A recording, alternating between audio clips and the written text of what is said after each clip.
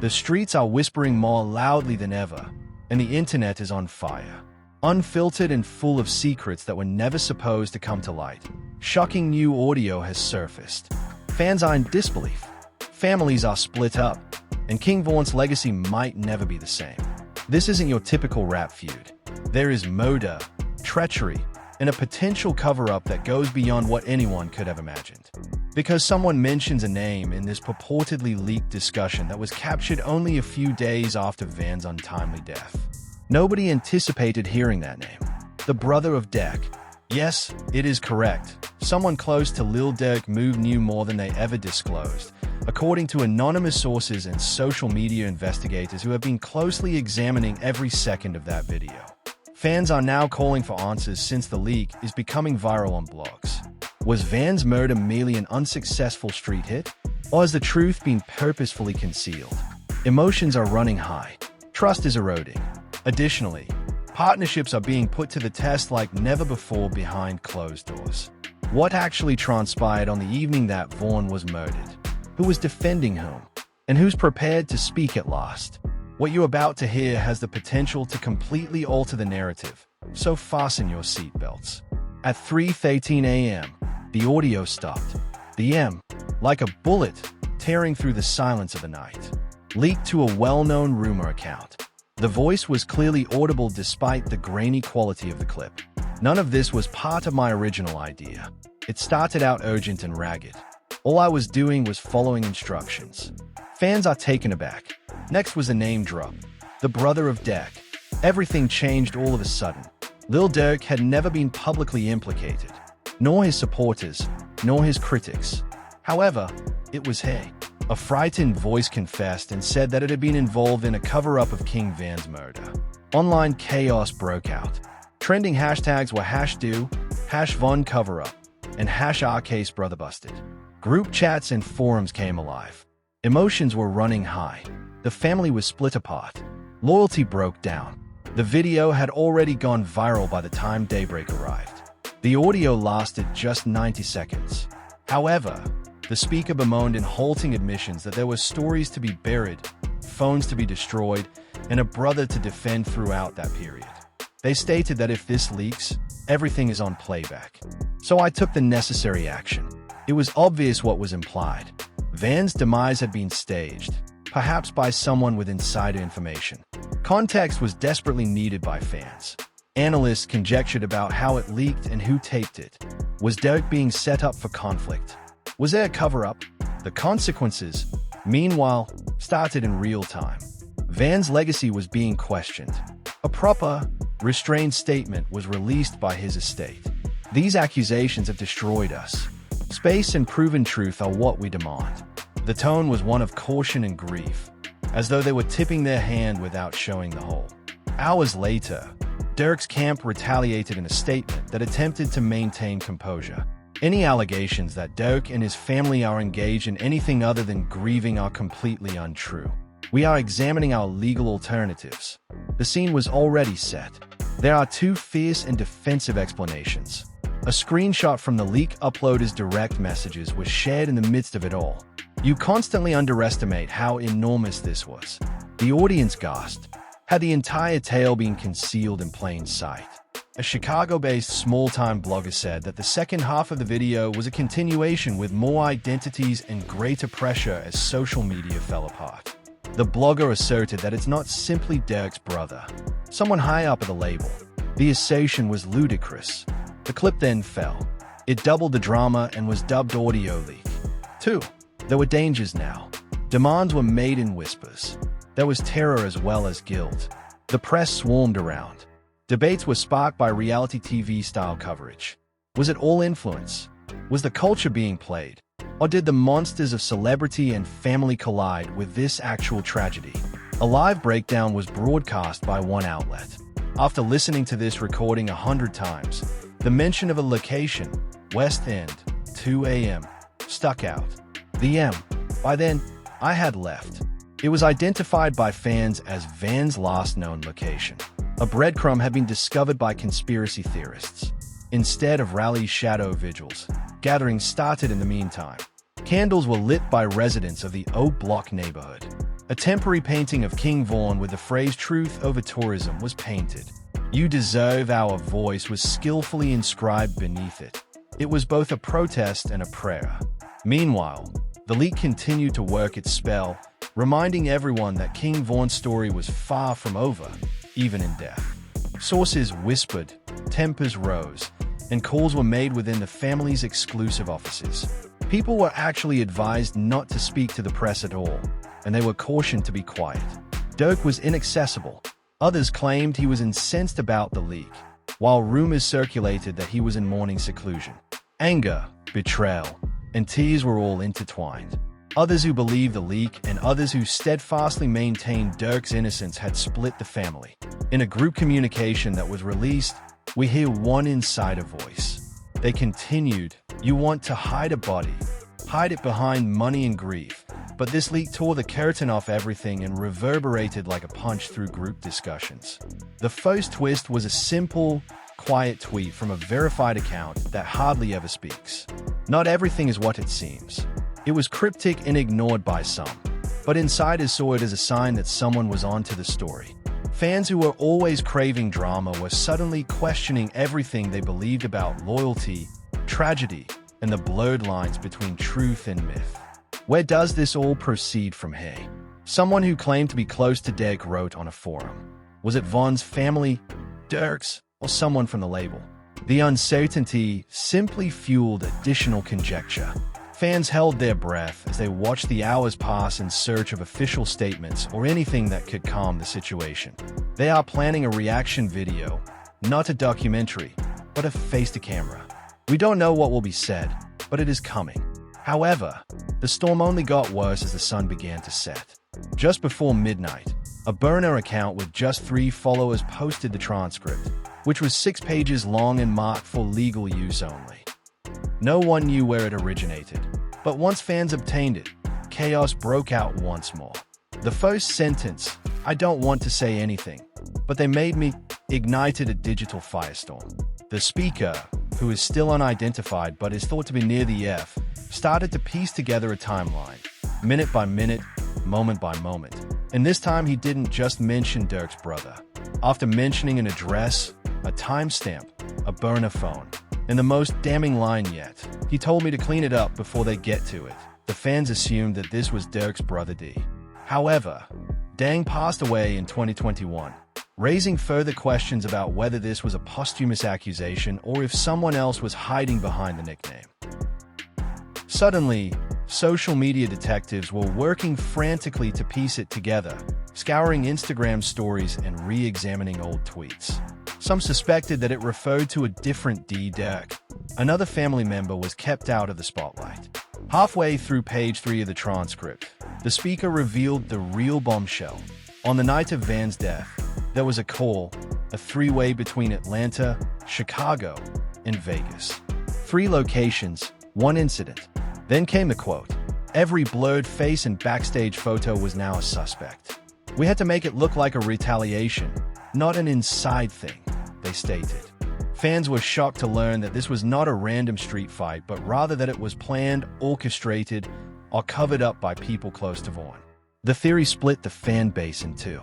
On the one hand, the diehards tweeted that Durk would never allow that to happen to Van because they were family in blood and ink. On the other hand, others weren't so sure. "We all saw how quickly things became quiet." And another wrote that no one close to Vaughn actually filed charges. Behind the scenes, the people closest to the situation were falling apart. A cousin of King Vaughn posted a blurry screenshot of a text purportedly sent by someone in Durk's circle on Facebook, saying, "Leave it alone. We were told to stop asking questions." But now the truth was screaming louder than ever when fans asked for receipts. "We've already buried it. No sender name or context, but enough to spark new rumors." Even more startling, a former bodyguard appeared live on Instagram with a distorted voice and blurry face, saying, "I'm not going to say names." However, some people were aware of Vaughn's internal conflict. They witnessed the setup and are now attempting to deceive everyone. The live stream was taken off after just 15 minutes. The account was deleted when viewers complained about lagging, problems, and abrupt black screens. Durk's personal Instagram went dark that same evening. His profile pic disappeared, and his final 3 posts were preserved. Fans were terrified, wondering whether it was damage control, if he had been hacked, or if he was getting ready to reply. Rumors spread like wildfire in the absence of answers. You didn't hear this from me, but let's just say certain agencies are listening to the same leaks, tweeted a Chicago reporter with connections to the local police. Fans, you guys are blown away. If accurate, that would indicate that federal officials had taken notice of the audio leak. The stakes had simply shifted from a music industry crisis to a criminal inquiry if they were involved. Members of Van's inner circle started to voice their opinions at the same time. A mysterious message was sent by a close friend. "We were devoted to the wrong people." Another merely remarked, "Van didn't die for clout." Now that their stillness had broken, the anguish was leaking out like poison. One of the most poignant moments occurred when Van's sister Kayla tweeted and removed a thread that began, "They tried to keep me quiet." A series of pictures, a blurry photo of a text, an old FaceTime photo of Van, and a handwritten note with just 4 words, "He knew too much," followed. In less than 2 minutes, the tweet vanished, but screenshots had already gone viral. In Atlanta, the drama reached a breaking point. Cover Up or Cloud Chase was a live program on a local radio station. "I've seen it before. When money moves faster than grief, people do dark things to keep the business alive," remarked one of the guests, a veteran CEO in the industry. Callers came in, some blaming Durk and others defending him. However, one caller caught our attention. "I was at the studio that night," a trembling woman replied. After the call, the atmosphere shifted, and since then, nobody has been honest. Her voice lingered on the airwaves for hours after returning to Chicago, even though no one could verify her identity. It seemed to show a bunch of men barely taking a hard drive out of a studio room. But it was another twist, a surveillance camera clip, surface blurriness, and Loris. The alleged cover-up meeting took place on the same night as the date stamp. The crowd went crazy. One YouTuber stated that one of the males had Durk's cousin's build after zooming close. Some weren't persuaded. The skeptic replied, "This could be anybody." However, the time was too ideal to pass up. Offline, tensions started to rise. The word snitch was spray-painted on a King Vaughn painting in Atlanta. The fans were furious. The following day, a large group of people came to repaint it and leave flowers. One fan informed the local reporter that he passed away too soon. His truth is now perishing along with him. However, one person remained silent. DK. The following day, Durk allegedly sat down for a film talk, indicating that the silence was going to end, according to someone in his team. The lighting in the room was low. There was just one camera, no entourage, and Lil Durk sitting in a simple white hoodie with his hands clutched in his lap, his eyes sleepy, no jewelry, and no background music. The footage was unpolished, unadorned, and perhaps overly intimate. "I don't usually talk like this," he said in a hushed voice. The video abruptly appeared on Durk's personal website, saying, "But you all have been saying too much, and it's time I say something." No trailer, no hoopla, no Instagram announcement. The truth that hurt me, a 27-minute film, was simply there. Fans flocked to the link as soon as it was live. The website failed within 15 minutes. The opening 10 minutes were explosive, according to Olsen. The audio leaks were not refuted by Durk. Rather, he stated, "There are voices out there saying, 'My blood, my people,' was complicit in Van's killing while staring directly into the lens. That is untrue. But there was stuff happening around us," he said after pausing and taking a deep breath. Things that none of us wanted to acknowledge. Although he didn't specifically identify his brother, Durk acknowledged that Vaughn was getting too powerful and that there was rising conflict between him and other unidentified personalities in the camp due to jealousy, ego, and mistrust. The fan base was shocked by just one statement, and the chat portion of the video was inundated with responses. Is he referring to Dang? Did he just acknowledge that there was animosity prior to the murder? Not everyone who has your last name shares your soul. The biggest change occurred at minute 11, when Durk leaned forward and whispered, "I know who recorded that audio," hardly raising his voice above a whisper. His dancing around it, but is not denying it. I understand why they leaked it. The cameras zoomed a little. Fans lost it when T displayed a phone screenshot showing a partially blurred contact name and a voice memo file named Insurance 3 AM. The timestamp matched the initial disclosure. Durk went on, "This was never about clout. This was about leverage, about power, about someone who thought leaking pain would put him back in the spotlight." He said that the person who leaked the audio wasn't a member of Van's family, but rather someone who had previously attempted to sign him and failed, and they had been angry since 2019. According to Durk, they felt that Vaughn had abandoned them, and now they are attempting to make it appear as though we left him to die. And fans pointed to a disgraced former manager who once accused Vaughn of breach of contract, while others said it was a label executive who was fired just before Van's debut project. However, when Durk's video gained popularity, another video appeared, this time featuring Van himself. It was an unpublished Instagram live from months prior to his passing that was retrieved from a backup fan account. In it, Van talks hazily about trust concerns, saying, "I don't even know who's real anymore," pacing. The comments section, frozen in time, now reads like prophecy. One remark said, "He knew something was coming. They smile in your face and then make calls you don't hear about until it's too late." He doesn't name names, but the vibe is heavy. Fans began making connections. 2 nights prior to his passing, Van sent a close friend a text message that was leaked anonymously and said, "If anything happened to me, look at the circle. Avoid staring at the streets. Examine yourself. Chills." The internet was unable to breathe. Another shocking statement was made by a member of Van's legal team, who wrote, "We attempted to obtain complete phone logs from that week. We were turned down twice. They didn't say by whom, but it fueled the growing belief that information was being purposefully suppressed by someone." And just when it seemed like the plot couldn't get much darker, an enigmatic voice message appeared from a backup phone that was purportedly connected to the camp. The voice was altered digitally. However, the message was unambiguous. They requested that I remove all information related to that call. I didn't. I kept a copy. I was aware that this day would arrive. In the brief 4-second footage that was attached, a male could be heard saying, "Vaughn, don't need to. No, just get it done before Sunday." The week of his assassination coincided with the date. The connotation was eerie, but the speaker was not identified. Someone wished to keep Vaughn out of the loop. Without him, someone moved. The family was in shock. The words "truth has been hiding in our own house."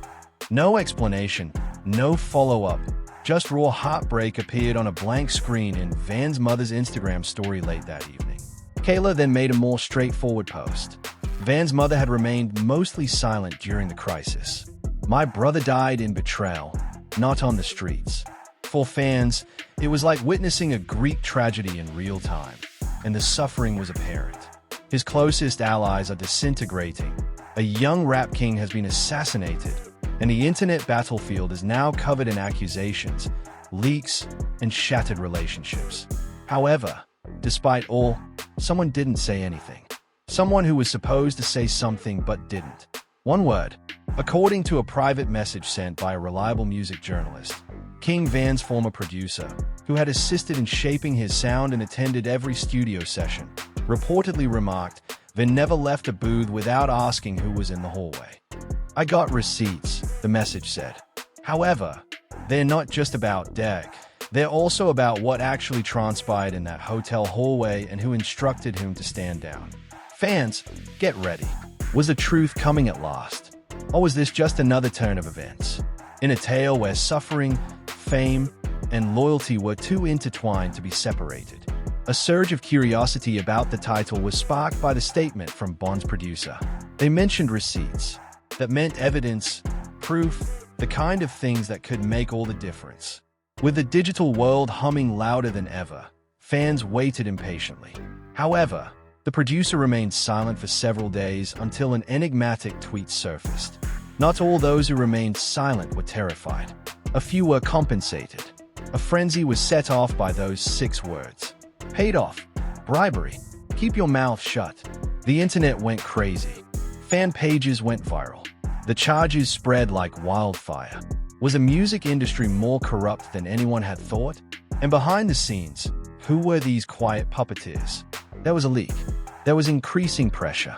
Even the family was now breaking apart like a broken mirror. Behind-the-scenes information was released by people close to Van's camp. Family conflict had broken out as a result of the arguments. There were yelling fights about loyalty, according to one insider. Some desired to file a lawsuit. Others pleaded for quiet. It was unattractive. It hurt. The family was split between those who wanted the truth to be revealed and those who were worried about how it would affect the legacy they wished to preserve. Dang, Durk's brother, continued to be a ghost in the narrative. The name was mentioned but never seen. According to friends, he was caught up in business decisions that he didn't completely comprehend. Others asserted that he had been duped by influential people in F. There were several accusations. He was referred to as a scapegoat by others. He was dubbed the key to unlocking the entire scheme by others. Another level of intricacy was introduced by a leaked text message between Thang and an anonymous Ave executive. "We're going to have to erase some things before this blows up," it said. Believe me. Again, no background information, but fans were able to make the connection right away. Public appearances were affected by the drama. When asked about the leak during a recent interview, Durk's management was clearly uneasy. He hurriedly stated, "We're focused on music, not rumors," before ending the conversation. The media could smell blood, but Durk's camp was utterly silent. Then there was another bombshell. A well-known podcast that discloses information about the rap industry was contacted by an anonymous informant posing as a former ATF insider. The whistleblower described a complex network of contracts, power struggles, threats, and manipulation in a long interview. Vaughn and Durk weren't the only ones. They said that this went beyond the streets. It has to do with control. An empire based on shaky ties and broken promises was depicted in this incendiary interview, which fueled the flames. Fans started to doubt everything. The public personalities, the friendships, the music. Was either a family or merely a company where loyalty had a cost? Van's Legacy Foundation emerged amid the commotion and issued an emotional statement. They claimed that King Van's goal was to unite rather than divide. "We ask that going ahead, the discussions be guided by love and respect." However, their appeal was insufficient to stop the storm. The foundation statement was interpreted by some supporters as a subtle indictment of Durk's camp, implying a widening division between the groups that honor Van's memory as well as between families. Debates erupted on social media. Timelines, leaked calls, and casual remarks were combined by conspiracy theorists to create bizarre ideas. Some even proposed that someone inside AVE planned Van's murder in order to take control of his increasing star power. The conflict within the family intensified. In a rare instance, Durk was addressed on social media by Van's cousin, who accused him of suppressing the facts in order to make money. A mysterious passage from a Tupac song was Durk's reply. "They have funds for wars, yet they are unable to feed the underprivileged." Whether this was an admission or diversion was up for dispute among fans. As if that weren't enough, a second audio leak appeared. The voices were muffled, but the rage and despair were clear. A terrifying warning concluded the video. "No one gets away with it if this gets out." The public was captivated. Scandal sells, as seen by the jump in streaming numbers for all involved artists. However, trust was eroding behind the scenes. Kayla, Vaughn's sister, was spotted leaving a meeting with legal representatives. An insider surmised that Eve or those involved in the disclosures might be the target of an impending lawsuit. Who would be the target? And would the truth eventually surface in court? The last surprise occurred when a mysterious person posing as the original leaker sent a manifesto to several blogs. They stated that their goal was to reveal the falsehoods in the song, not to hurt Vaughn or Durk. They threatened to expose further evidence unless the sector issued a public apology, accusing it of utilizing suffering as a kind of payment. Fans were split between those who wanted to see all the cards on the table and those who were afraid that all they cherished about their idols would be revealed. The whole story had evolved beyond a simple murder mystery. It was a tale about power, familial betrayal, and the negative aspects of celebrity. One thing became evident as darkness descended on the metropolis that gave rise to the drama. The tale was far from finished. The rap world has been completely rocked by the drama involving Durk's brother and the spectacular Vaughn murder cover-up. There are broken families, hidden secrets, and voices that won't go away. Fans will find everything they want in this story: heartbreak, betrayal, and startling discoveries. But one question still stands in the wake of all the charges, leaks, and mysterious messages. Will the whole truth ever be revealed? Or will everyone be caught in a vicious circle of suffering as this complex web of falsehoods and allegiances continues to spin? It's obvious that everyone is affected. Fans are still looking for answers, the family was split, and feelings were running hot. Every piece simply serves to stoke the flames, from Durk's painful and unvarnished confession to the enigmatic whistleblowers and the terrifying new audio clips. It's your time now. What do you believe actually transpired that evening? Who do you think is being honest? Is this just another corporate ploy, or is this a real cover-up? Please share your opinions in the comments section below. Your heated opinions are what we want to hear. Make sure to hit the like button, subscribe, and ring the bell so you never miss an update if you want to keep up with every new development in this incredible story. Believe me, with tales this crazy,